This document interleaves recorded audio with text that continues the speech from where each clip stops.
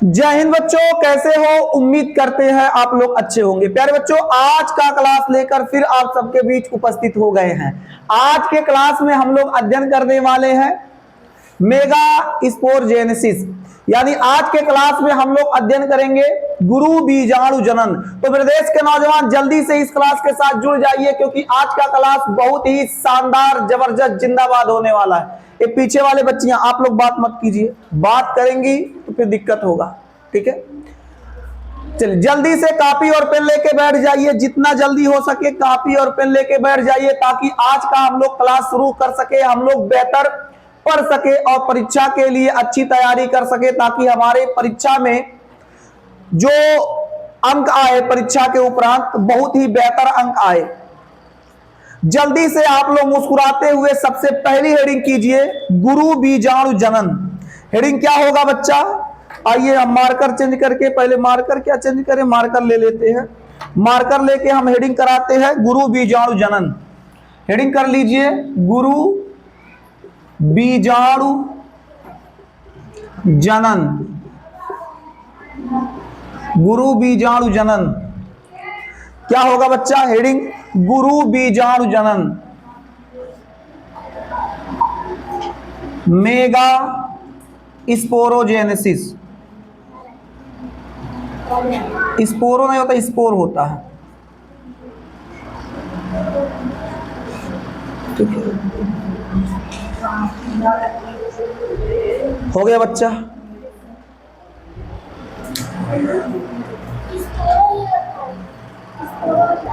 ई रहेगा बच्चा, नहीं ठीक है, ई कर लीजिए। हो गया बच्चा? हेडिंग हो गया, बहुत अच्छे। तो क्या हो गया हेडिंग? गुरु बीजाणु जनन, माइक्रोस्पोरजेनेसिस। अब गुरु बीजाणु जनन क्या होता है, इस पे चर्चा करते। इससे पहले आपको एक क्लास पढ़ाया गया होगा, शायद लेक्चर नंबर 4 या 3, जो भी रहा हो, ध्यान नहीं है। आपको जब पुष्प का नर भाग पढ़ाया जा रहा था, उस समय लघु बीजाणु जनन पढ़ाया गया था, माइक्रोस्पोरोजेनेसिस, लघु बीजाणु जनन। उसमें बताया गया था लघु बीजाणु मात्र कोशिका के अर्धसूत्री विभाजन द्वारा लघु बीजाणु बनने की क्रिया को लघु बीजाणु जनन कहते। पढ़ाया गया था? बोलो बच्चा, पढ़ाया गया था? बिल्कुल पढ़ाया गया था। जब आपको पढ़ाया गया था, वहां यह भी बताया गया होगा लघु बीजाणु जनन क्या होता है, बताया गया था लघु बीजाणु जनन। इसके साथ साथ आपको यह भी बताया गया था कि लघु बीजाणु मात्र कोशिका क्या होती है। विशेष तौर पे लघु बीजाणु मात्र कोशिका आपको अच्छे से समझाया गया था उस क्लास में। यदि आप लोगों क्लास नहीं देखे हैं तो मेरे देश के नौजवान जल्दी से भाग के चैनल के प्लेलिस्ट में जाइए, वहां क्लास खोजिए, शायद लेक्चर नंबर 4 है या 3 है, जो भी है आप उसको देखिएगा, वहां लिखा होगा लघु बीजाणु जनन। उस क्लास को खोल के देख लीजिए तो आपको समझ में आ जाएगा लघु बीजाणु जनन में लघु बीजाणु मात्र कोशिका क्या है। तो अगर आप लघु बीजाणु मात्र कोशिका जानते हैं तो बहुत बेहतर, और नहीं जानते तो आप वहां से जाके देख लीजिएगा। फिलहाल हम लोग आज चर्चा करेंगे गुरु बीजाणु जनन पर। देखिए, जिस प्रकार आपका लघु बीजाणु जनन है बच्चा, बोर्ड पे देखिए, जिस प्रकार आपका लघु बीजाणु जनन है उसी प्रकार आपका गुरु बीजाणु जनन है। स्टार्टिंग का जो स्टेप होगा सेम होगा। जैसे आपको बताया गया था लघु बीजाणु मात्र कोशिका, तो ये लघु नहीं है, ये तो गुरु है, तो यहां हो जाएगा गुरु बीजाणु मात्र कोशिका। गुरु बीजाणु, बच्चा ध्यान दीजिएगा, गुरु बीजाणु मात्र कोशिका, गुरु बीजाणु मात्र कोशिका। गुरु बीजाणु मात्र कोशिका का बच्चा अर्धसूत्री विभाजन करेंगे, अर्धसूत्री विभाजन, इंग्लिश में मियोसिस बोलते हैं। जब गुरु बीजाणु मात्र कोशिका का अर्धसूत्री विभाजन करेंगे तो गुरु बीजाणु का निर्माण होगा, गुरु बीजाणु का निर्माण होगा। और भी कितने गुरु बीजाणु? तो 4 गुरु बीजाणु का निर्माण होगा, 4 गुरु बीजाणु का निर्माण होगा। और यही जो क्रिया है गुरु बीजाणु के निर्माण की, यही जो क्रिया है, इसी क्रिया को गुरु बीजाणु जनन कहते हैं।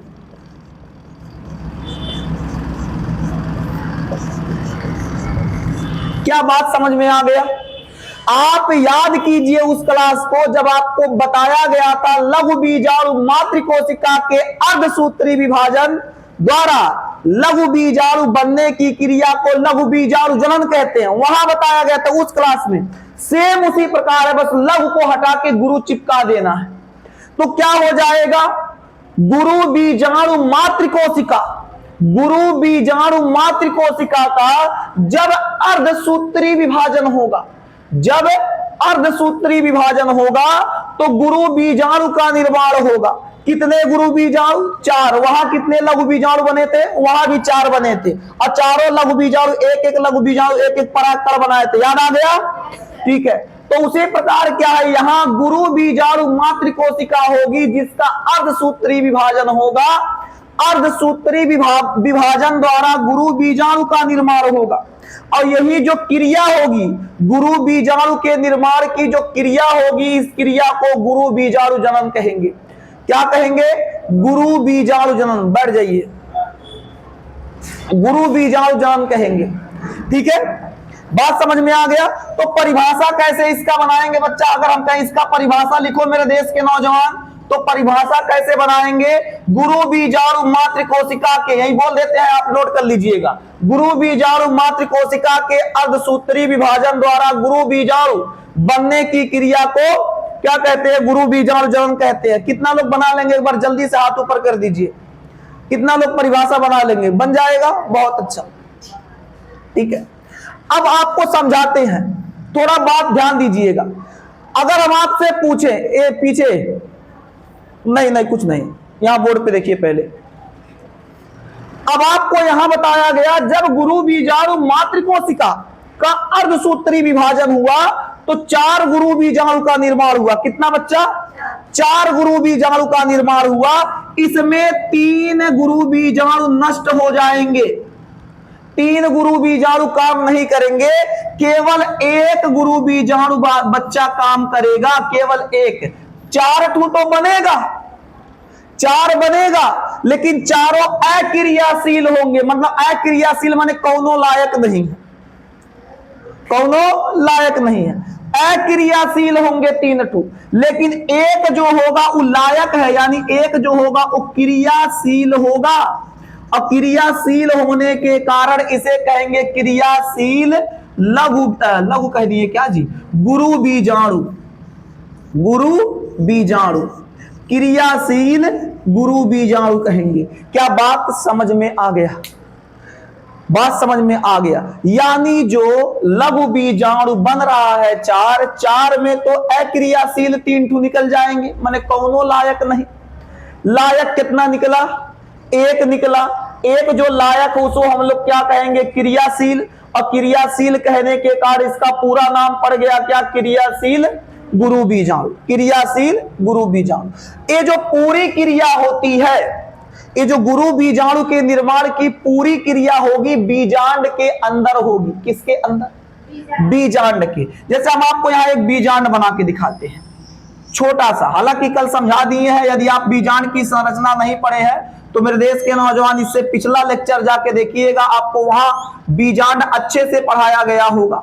नहीं पढ़ाया गया है, ठीक है, संदेह नहीं है, पढ़ाया गया है।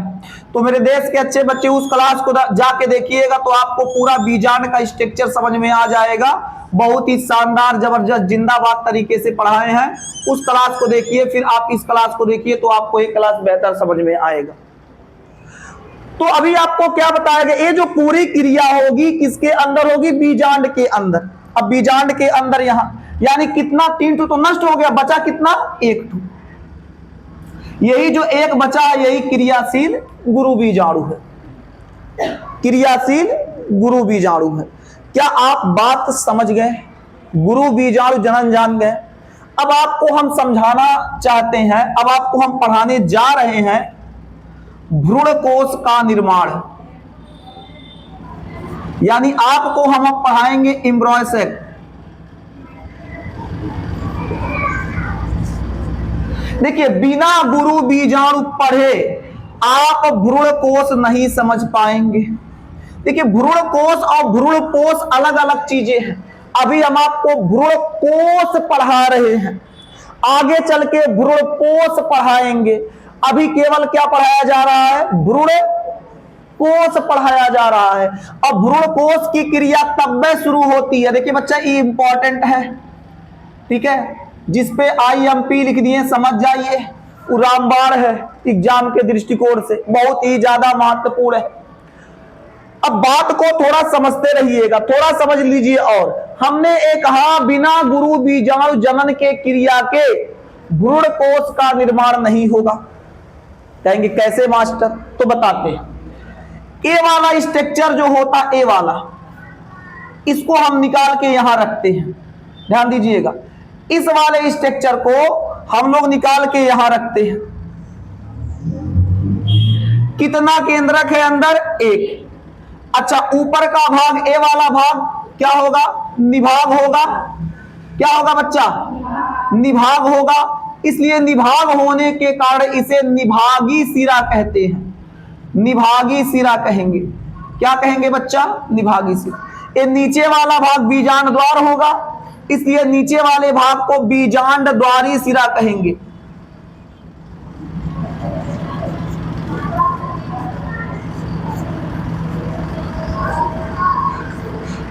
इसको इंग्लिश में चलाजल इंड, ठीक है। इसको हम लोग क्या कहते हैं? बीजांड द्वारी को माइक्रोपाइल कहते हैं।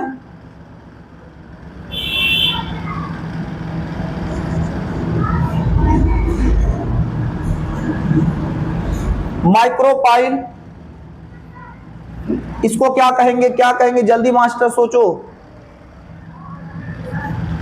माइक्रोपाइलर कहेंगे, इंड,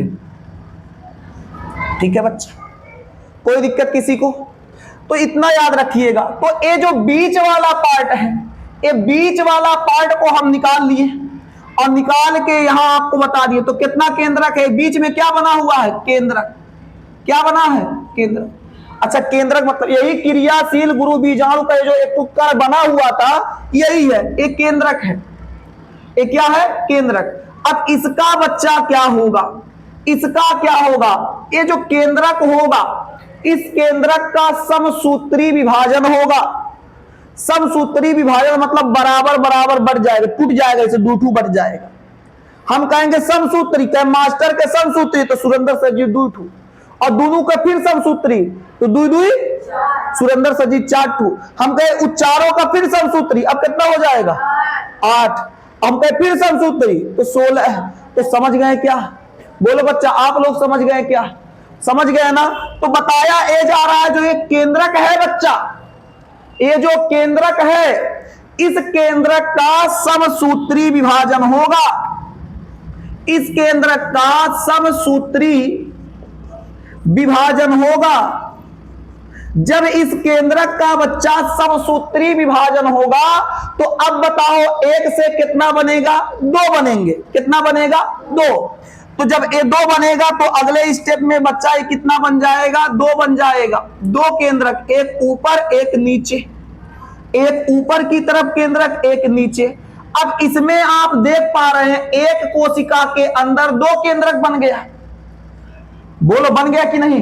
2 केंद्रक। अब 2 केंद्रक बन गया तो इसलिए इस स्ट्रक्चर को कहते हैं 2 केंद्रकीय अवस्था। समझ पा रहे हैं बच्चा?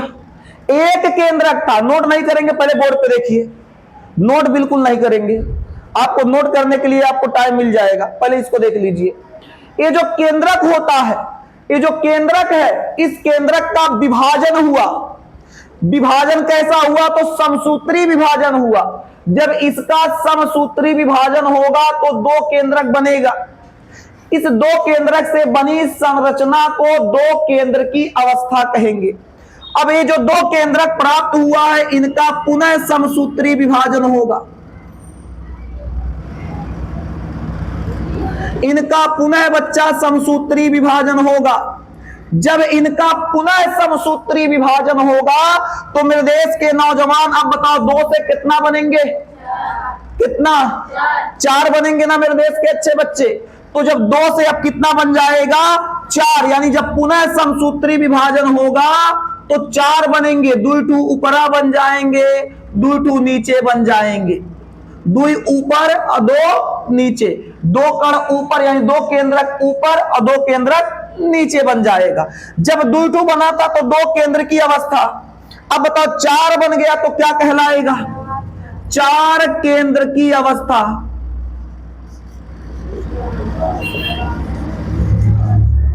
एक बार जल्दी देख लीजिए, कट तो नहीं रहा है उसमें, देखिए कट तो नहीं रहा है बच्चा, ठीक है। 4 केंद्र की अवस्था, डेस्क आ रहा है क्या? हल्का आ रहा है, इसको साइड करते हैं अब, ठीक है। चलिए 4 केंद्र की अवस्था, अब इस 4 केंद्र की अवस्था का पुनः समसूत्री विभाजन करेंगे। पुनः क्या करेंगे बच्चा? नीचे जगह नहीं तो यहां लिख देते समसूत्री विभाजन, इनका पुनः समसूत्री विभाजन करेंगे, विभाजन पूरा लिख देते हैं, इनका पुनः समसूत्री विभाजन करेंगे मेरे देश के नौजवान। जब इनका पुनः समसूत्री विभाजन किया जाएगा, जब इनका पुनः समसूत्री विभाजन किया जाएगा तो अब बताइए कितना केंद्रक बनेगा? 8 बनेगा। कितना बनेगा? अब जो 8 बनेगा ये तो आपको पता हो गया, 4 के बाद क्या बनेगा? 8 बनेगा। तो जो 8 बनेगा उसमें लॉजिक क्या है बच्चा? लॉजिक समझो, 3 केंद्रक ऊपर की ओर होंगे, 3 केंद्रक नीचे की ओर होंगे और 2 केंद्रक बीच में होंगे, और इस अवस्था को 8 केंद्र की अवस्था कहते हैं। क्या कहते हैं? 8 केंद्र की अवस्था। और ये जो संरचना तैयार हुआ है, इस पूरी संरचना को भ्रूण कोश कहा जाता है। इस पूरी संरचना को क्या कहा जाएगा बच्चा? भ्रूण कोश कहा जाएगा। यहां ऊपर लिख देते हैं, भ्रूण कोश कहा जाएगा। क्या बात समझ में आ गया? आइए एक बार जल्दी से फिर बताते हैं, फिर से बताते हैं, फिर उसके बाद आगे बढ़ते हैं। बच्चा बताया गया गुरु बीजाणु जनन क्या है, तो गुरु बीजाणु जनन में आपको क्या बताया गया? ध्यान दीजिएगा, गुरु बीजाणु जनन में बच्चा आपको ये बताया गया, गुरु बीजाणु मातृ कोशिका का जब अर्धसूत्री विभाजन होता है तो अर्धसूत्री विभाजन के फलस्वरूप गुरु बीजाणु का निर्माण होता है। इस क्रिया को गुरु बीजाणु जनन कहते हैं। जो 4 गुरु बीजाणु का निर्माण हुआ है, 3 अक्रियाशील होते हैं, माने कौनों लायक नहीं, एक ठू बचेगा, एक जो बचेगा क्रियाशील होगा। ये पूरी घटना बीजांड के अंदर होती है। अब इसको निकाल के बाहर रख लिए, बीच में जो क्रियाशील गुरु बीजाणु बचा था उसका क्या किए? समसूत्री विभाजन कराएं। जब समसूत्री विभाजन किए तो 2 केंद्र की अवस्था प्राप्त हुआ, पुनः समसूत्री विभाजन कराएंगे, 4 केंद्र की अवस्था, पुनः समसूत्री विभाजन कराएंगे तो 8 केंद्र की अवस्था प्राप्त होगा। इस 8 केंद्र की अवस्था को भ्रूण कोश कहा जाएगा। क्या कहा जाएगा? लेकिन बच्चा भ्रूण कोश इस प्रकार नहीं दिखाई देता है। अभी आप केवल इतना बना लीजिए, फिर आपको हम बताते हैं भ्रूण कोश किस प्रकार दिखाई देता है। जल्दी से इसे बनाइए बच्चा, फिर आपको आगे बताते हैं, ठीक है। जल्दी से बना लीजिए, यानी आप 1 मिनट थोड़ा जल्दी सुन लीजिए फिर बनाइए। यहां देखिए, ये जो 8 केंद्र की अवस्था प्राप्त हुआ है बच्चा, यहां 3 ऊपर की ओर, 3 नीचे की ओर और 2 बीच में, 8 केंद्र की अवस्था यहां प्राप्त हो गया। जल्दी कर लीजिए फिर आपको आगे बताते, जल्दी नोट करो बच्चा।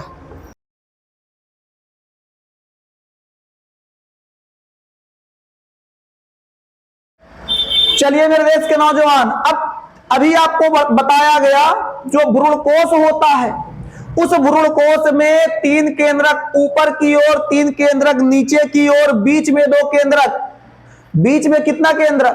2 केंद्रक। ये जो बीच में 2 केंद्रक, टोटल 8 केंद्रक, यानी 8 केंद्र की अवस्था प्राप्त हुआ। 8 केंद्र की अवस्था बच्चा प्राप्त हुआ।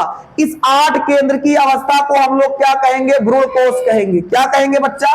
भ्रूण कोश। यानी जो अभी थोड़ा देर पहले आपको बताया गया, उसमें बताया गया ऊपर की ओर 3, नीचे की ओर 3 और बीच में 2। ये पूरी क्रिया कहां हो रही है बच्चा? तो हो रहा बीजांड के अंदर। अच्छा, ऊपर वाला सिरा क्या कहलाएगा? ऊपर वाला जो सिरा होगा वो आपका बीजांड द्वारी निभागी सिरा कहलाएगा। क्या कहलाएगा? निभागी सिरा, निभागी सिरा कहलाएगा। और नीचे वाला सिरा क्या कहलाएगा बच्चा? बीजांड द्वारी सिरा, बीजांड द्वारी सिरा कहलाएगा। अब जो ये स्ट्रक्चर बनाया गया है, मेरे देश के नौजवान ध्यान दीजिए, ये जो स्ट्रक्चर बनाया गया है इसको थोड़ा सा जूम करके जब देखेंगे बच्चा, इस प्रकार से नहीं दिखाई देगा, इस प्रकार से नहीं दिखाई देगा। जब थोड़ा इसको जूम करके देखेंगे तो इसका बनावट कुछ इस प्रकार से होगा। ऊपर की ओर जब तीन केंद्रक पाया जाएगा, तीनों केंद्रक मिलके एक एक कोशिका का निर्माण करेंगे, यानी ऊपर की ओर 3 कोशिका पाई जाएगी। ऊपर की ओर मतलब निभागी सिरे पर 3 कोशिका पाई जाएगी। नीचे की ओर 3 केंद्रक पाया जाएगा तो इसमें भी 2 कोशिका पाई जाएगी ऐसे, और एक इसके ऊपर पाया जाएगा। बीच में 2 केंद्रक है तो इसमें ये 2 केंद्रक पाया जाएगा।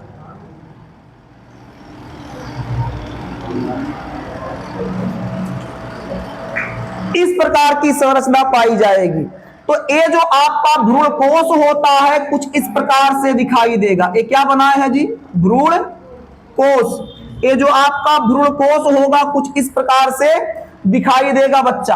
अब ऊपर की ओर देखा जाए, अब कभी कभी एक प्रश्न पूछता है एक भ्रूण कोश में, पहले ध्यान दीजिएगा, ये जो प्रश्न बोल रहे हैं अक्सर आपसे पूछ लिया जाएगा, आप फिर बता नहीं पाएंगे अगर नहीं पढ़ेंगे।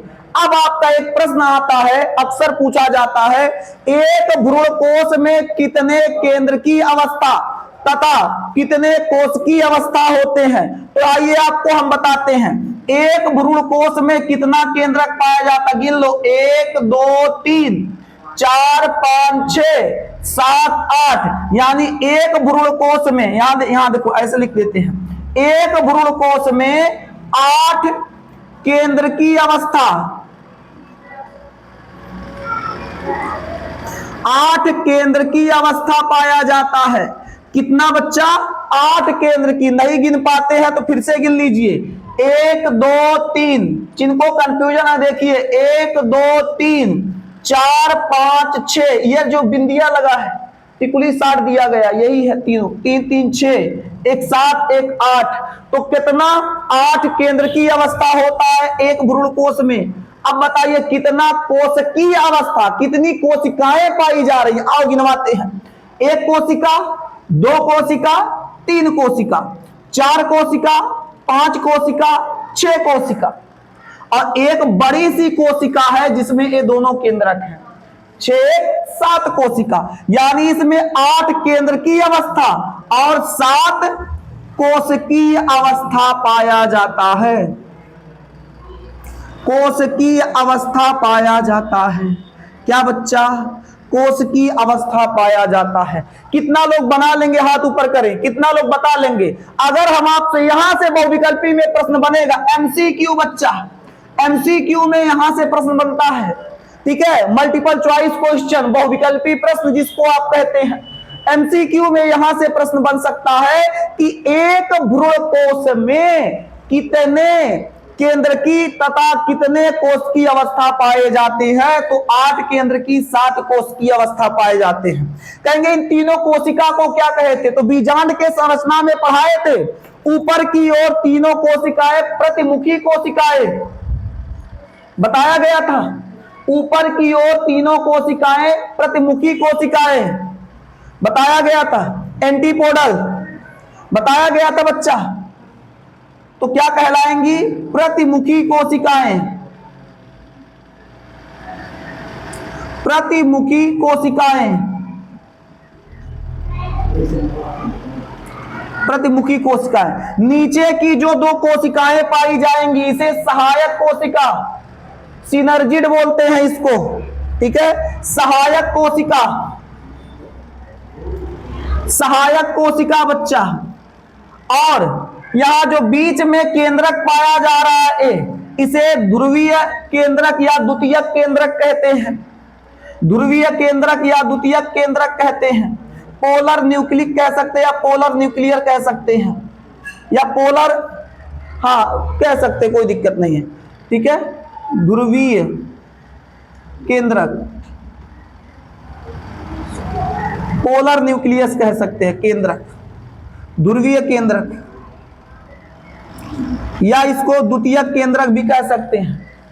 बोलो बच्चा, तो आपका जो भ्रूण कोश का संरचना प्राप्त हुआ है मेरे देश के नौजवान, मेरे देश के प्यारे बच्चे, मेरे देश के अच्छे बच्चे, ये जो आपका भ्रूण कोश का संरचना प्राप्त हुआ है, इस भ्रूण कोश की संरचना में ऊपर की ओर 3 कोशिकाएं पाई जाती है जिसे प्रतिमुखी कोशिकाएं कहते हैं, नीचे 2 कोशिका पाई जाती है जिसे सहायक कोशिका, बीच में 2 केंद्रक पाए जाते हैं जिसे ध्रुवी केंद्रक, और यहाँ ऊपर की तरफ 1 कोशिका पाई जाएगी जिसे अंड कोशिका या एग सेल बोलेंगे, अंड कोशिका बोलेंगे बच्चा, क्या बोलेंगे? अंड कोशिका बोलेंगे मेरे देश के नौजवान। क्या आपको इतना बात समझ में आ गया? एक भ्रूण कोश में कितनी केंद्र की, कितनी कोश की अवस्था पाई जाती है? तो 8 केंद्र की और 7 कोश की अवस्था पाई जाती है। क्या ये बात समझ में आ गया? और यही चीज आपको पिछले क्लास में, कल के क्लास में लेक्चर नंबर 7 में आपको बीजांड के अंदर बताया गया था। हम आपको कहे थे बीजांड का पूरा चिट्टा चिट्टा खोल के रख देंगे, खुल रहा है कि नहीं पूरा चिट्टा? बीजांड कहां से आया, कैसे आया, क्या पाया जा रहा है, पूरा आपको यहां तक बता दिया गया। मेरे देश के नौजवान जल्दी से यहां तक नोट कर लीजिए, जल्दी से यहां तक आप याद कर लीजिए, नोट कर लीजिए, उसके बाद फिर आपको इसके आगे पढ़ा दिया जाए।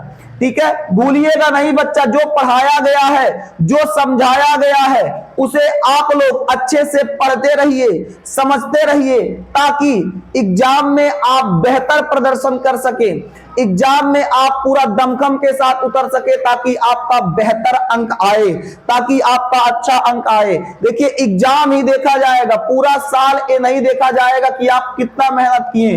टोला मोहल्ला, आस पड़ोस के लोग जो आपको पसंद करते हैं, जो आपको नापसंद करते हैं, दोनों लोग केवल आपका रिजल्ट देखेंगे। ये नहीं पूछने जाएंगे कि आप रात में कितना घंटा जाग के पढ़े हैं, ये नहीं पूछने जाएंगे कि कोचिंग में कितना घंटा पढ़े हैं, ये भी नहीं पूछने जाएंगे कोचिंग में कौन कौन मास्टर कौन विषय पढ़ा रहा था। केवल अगर पूछा जाएगा तो आपका रिजल्ट पूछा जाएगा कि बच्चा कितना नंबर आया, आपके 12वीं के रिजल्ट में कितना प्रतिशत बना, आपसे यही पूछा जाएगा। इसलिए मेहनत से अच्छे से पढ़िए ताकि आपका रिजल्ट बेहतर आए। क्या बात समझ में आ रहा है? नोट करते रहिए मेरे देश के नौजवान, नोट करते रहिए, जल्दी कीजिए, इसको नोट कर लीजिए।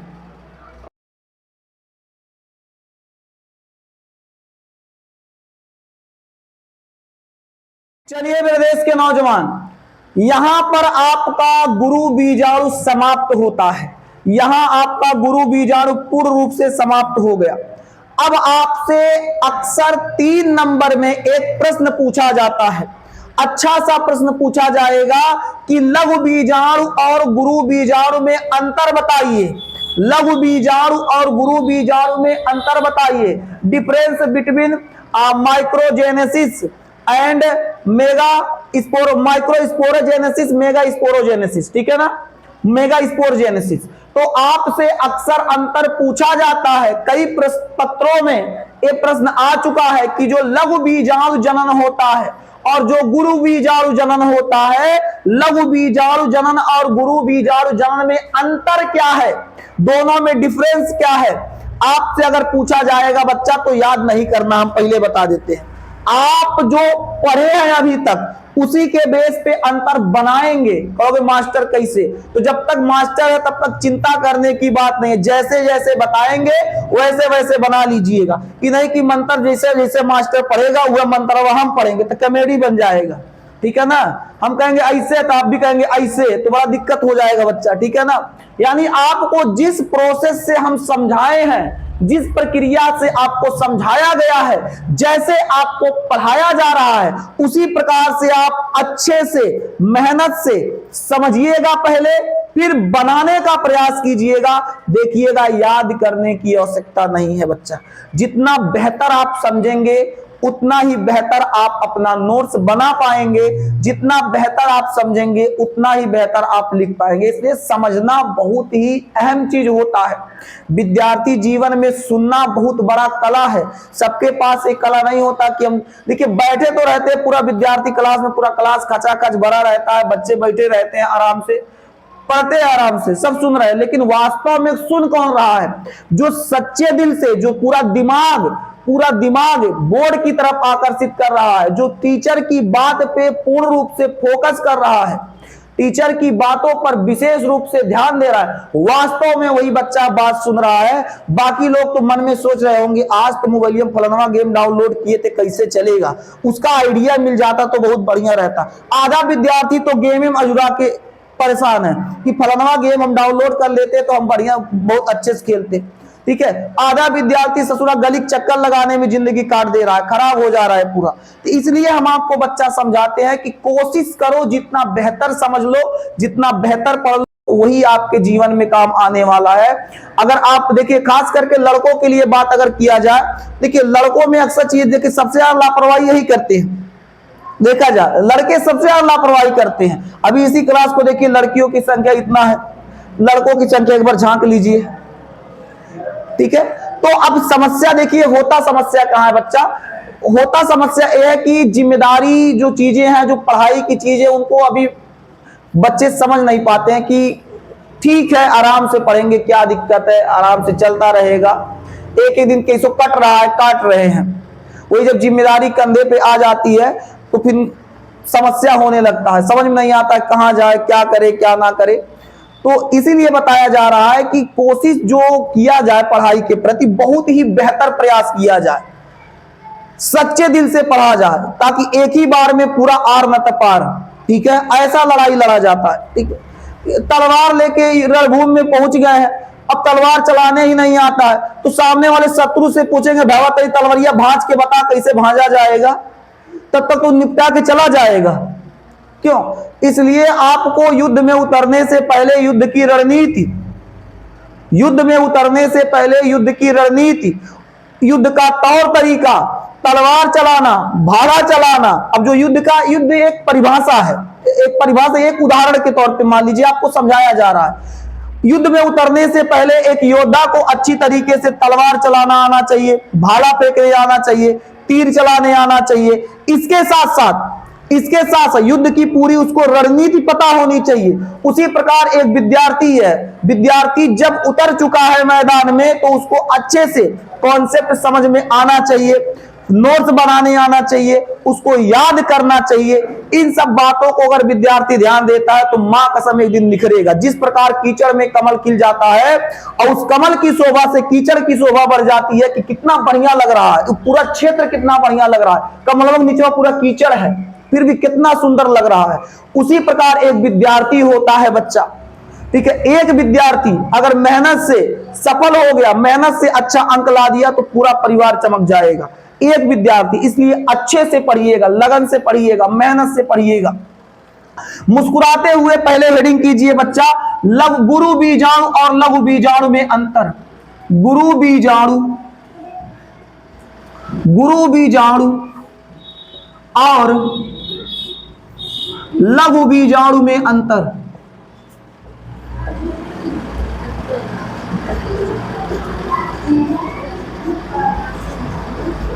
गुरु बीजाणु और लघु बीजाणु में अंतर।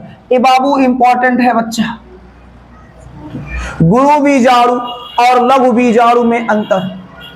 दो कॉलम बनाएंगे, एक कॉलम में लिखेंगे गुरु बीजाणु, आप जनन भी लगा सकते, गुरु बीजाणु जनन, गुरु बीजाणु जनन। यहां क्या लिख सकते हैं, लघु बीजाणु जनन, जनन लगा लीजिएगा पीछे, गुरु बीजाणु जनन, लघु बीजाणु जनन।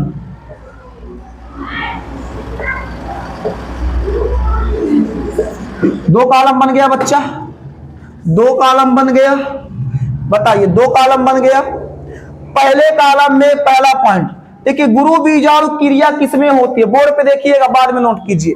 गुरु बीजाणु की क्रिया कहां होती है, गुरु बीजाणु जनन की क्रिया पुष्प के स्त्री केसर में होती है। कहां होती है, पुष्प के स्त्री केसर में होती है। गुरु बीजाणु जनन की क्रिया कहां होती है, पुष्प के स्त्री केसर में होती है। जबकि लघु बीजाणु जनन की क्रिया कहां होती है, पुंकेसर में होता है। हाँ तो बच्चा कुछ कारण बस वीडियो रुक गया था, आइए फिर शुरू करते हैं। तो बताया ये जा रहा था जो गुरु बीजाणु जनन की क्रिया होती है, जो गुरु बीजाणु जनन की क्रिया होती है किसमें होता है, तो पुष्प के स्त्री केसर भाग में। जो लघु बीजाणु जनन की क्रिया होगी किसमें होगी, पुष्प के पुंकेसर भाग में। पुंकेसर भाग बोले तो नर भाग। जो पुष्प का स्त्री केसर भाग होता है, ध्यान दीजिएगा बच्चा, जो पुष्प का स्त्री केसर भाग होता है, स्त्री केसर में किस स्थान पर, इसके अंदर किस स्थान पर, तो बीजांड में। यानी आपसे पूछा जाए, यदि कोई पूछ ले कि बताइए मेरे देश के नौजवान, गुरु बीजाणु जनन की क्रिया पुष्प के किस भाग में होता है, तो आप कहेंगे पुष्प के स्त्री केसर के बीजांड में गुरु बीजाणु जनन की क्रिया होती है। आपसे अगर पूछा जाए लघु बीजाणु जनन की क्रिया किस भाग में, तो पुष्प के पुंकेसर के पराग कोश में। कहा बच्चा, पराग कोश में एक घटना घटित होती है, पराग कोश में एक क्रिया होती है। यानी पहला अंतर आ गया आपके सामने, पुष्प के स्त्री केसर के बीजांड में लघु गुरु बीजाणु जनन की क्रिया होती है। आगे पूछा जाए, बताया जाए, कहा जाए, तो आप क्या कहेंगे, दूसरा इसमें दूसरे कॉलम में गुरु बीजाणु जनन में आप बोलेंगे पुष्प के पुंकेसर के पराग कोश में लघु बीजाणु जनन की क्रिया होती है। कितना लोग को समझ में आ गया, हाथ ऊपर कर ले। बहुत अच्छे, आ रहा है मंतोष आपका, ठीक है। टेंशन में नहीं है ना, तनाव नहीं है ना, तनाव में लग रहे हैं। अच्छा आइए, स्त्री केसर आगे बताया जा रहा है गुरु बीजाणु जनन। गुरु बीजाणु जनन और लघु बीजाणु जनन में दूसरा अंतर देखते हैं। गुरु बीजाणु जनन और लघु बीजाणु जनन में बच्चा दूसरा अंतर देखते हैं। पहला अंतर तो सामने आ गया, दूसरा अंतर देखिए, गुरु बीजाणु जनन द्वारा, गुरु बीजाणु जनन क्रिया द्वारा गुरु बीजाणु का निर्माण होता है कि नहीं होता है, गुरु बीजाणु का निर्माण होता है। आपको परिभाषा बताया गया था, गुरु बीजाणु मातृ कोशिका के अर्धसूत्री विभाजन द्वारा गुरु बीजाणु के निर्माण की क्रिया बताया गया। तो गुरु बीजाणु जनन के द्वारा गुरु बीजाणु का निर्माण होता है, तो ये अंतर आप समझ गए होंगे। लघु बीजाणु जनन द्वारा किसका निर्माण होता है, लघु बीजाणु, खुल के बोला करो बच्चा, दब के नहीं बोलना है, लघु बीजाणु का निर्माण होता है। तीसरा अंतर अगर आपसे हम कहें, बताइए तीसरा अंतर दोनों में क्या हो जाएगा। तीसरा अंतर, जो गुरु बीजाणु जनन की क्रिया होती है आगे चलकर बीजांड में भ्रूण कोश का निर्माण करता है, भ्रूण कोश का निर्माण होता है। यानी गुरु बीजाणु जनन क्रिया द्वारा भ्रूण कोश का निर्माण होगा। इसमें क्या हो जाएगा बच्चा, लघु बीजाणु जनन की क्रिया द्वारा पराग कोश में पराग कण का निर्माण होगा। किसका निर्माण होगा, पराग कण का निर्माण होगा। क्या इतना बात याद रहेगा। अगला पॉइंट, गुरु बीजाणु जनन में चार पराग, गुरु बीजाणु जनन में 4 पराग कण याद आ जा रहा है। गुरु बीजाणु जनन में 4 कण का निर्माण होता है, जिसमें 3 नष्ट हो जाते हैं, 1 रह जाता है। यानी इसमें एक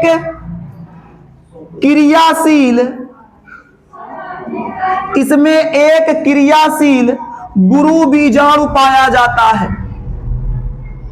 बोलो बच्चा, इसमें कितना, एक क्रियाशील गुरु बीजाणु पाया जाएगा, और वही एक क्रियाशील गुरु बीजाणु आगे चल के भ्रूण कोश का निर्माण करेगा। बोलो यही है। इसमें बच्चा 4 पाए जाते, कितना, 4। इसमें कितना, 4 लघु बीजाणु पाए जाते हैं, और चारों एक एक पराग कण का निर्माण करते हैं। सही बात है। क्या अंतर बना लेंगे, इतना अंतर हो जाएगा, बन जाएगा। नोट कीजिए। आपको क्लास कैसा लगा बच्चा, क्लास कैसा लगा। अभी इसके बाद देखिए इंग्लिश का क्लास छूटा है, आज अभी फिजिक्स का क्लास भी बचा हुआ है, तो आज ये क्लास पहले लग गया, इसलिए आज का क्लास यही समाप्त करते हैं। आपको ये क्लास कैसा लगा आप जरूर ऑनलाइन वाले बच्चे कमेंट में अपना राय दीजिएगा, और आप सभी लोग भी जो ग्रुप में पोल कराया जाता है उसको पोल करते रहिएगा। ठीक है, सटीक आंसर जो आपको पोल कराया जाता, क्वेश्चन भेजा जाता, उसमें जो ऑप्शन रहता है जो ऑप्शन रहता है बच्चा, इसको चालू कर लीजिए, जो ऑप्शन रहता है बच्चा उस ऑप्शन पे सही टिक कीजिएगा। हालांकि यूट्यूब पर भी कुछ पोल कराया जाता है, जो पोल यूट्यूब पर कराया जाता है, आप वहां चैनल में पोल पे जाएंगे, वहां पोल क्या कहते हैं उसको, चैनल में आप जाएंगे प्लेलिस्ट के बाद, उसके बाद आपको वहां पोल का ऑप्शन मिलता है, क्वेश्चन ऐसे रहता है क्वेश्चन, उसमें आपको टिक करना रहता है कौन सा क्वेश्चन सही है। भाई कहते कौन चीज है, यूट्यूब के बारे में बहुत आइडिया नहीं है। हाँ पोस्ट कहते हैं, देखो बच्चा का पता है, पोस्ट कहते हैं। पोस्ट में आपको जाइएगा, वहां सब आपको मिल जाएगा, वहां सीरियल वाइज सब कुछ होगा। तो आज के लिए बस इतना ही, फिर मिलेंगे आपसे अगले क्लास में। आपको क्लास कैसा लगा कमेंट में अपना राय जरूर बताइएगा। आप लोग स्वस्थ रहिए, मस्त रहिए, फिर मिलेंगे अगले क्लास में। जय हिंद। क्या हुआ बच्चा?